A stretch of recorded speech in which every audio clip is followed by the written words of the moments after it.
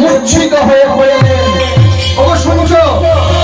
ওগো ও রাধা বাবা, আমাদের রাধা দেখো মূর্ছিত হয়ে পড়ে গেছে। রাধা, এই রাধা কথা বল।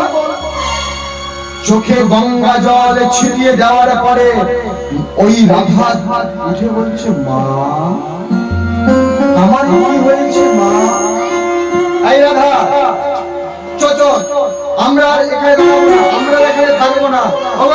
তুমি পালকি বাহকদেরকে ডাকো, আমরা এখনই চলে যাব।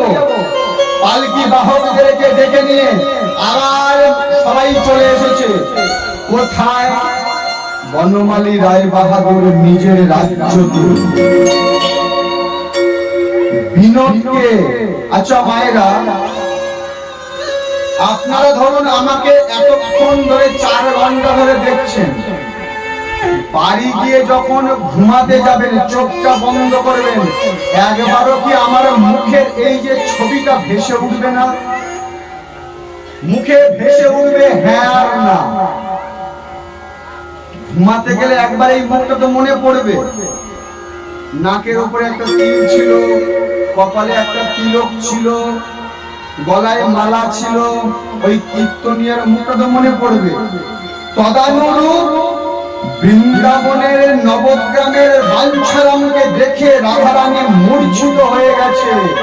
এদিকে রাত্রেবেলা মা ঘুমাতে যাবে, ঘুম পাড়াতে গিয়েছে। মা বারবার বলছে, রাধে তুই ঘুমা, ও রাধে তুই ঘুমা। মায়ের হাতের উপরে মাথা রেখে দিয়ে ছোট্ট রাধারানীকে মাথায় হাত বুলিয়ে দিচ্ছে। রাধা কাঁদছে আর বলছে, আমি ঘুমাতে পারছি না মা, আমার চোখে যে রাধা, আমার চোখে যে বিনোদকে দেখতে পাচ্ছি না। যেই না চোখ দুটো বন্ধ করি, আমার এই অঙ্গের মধ্যে আমি যেন ওই বিনোদকে দর্শন করি। এই রাধে, আমরা এতক্ষণ ধরে দেখে এলাম, আমরা দেখতে পাচ্ছি না।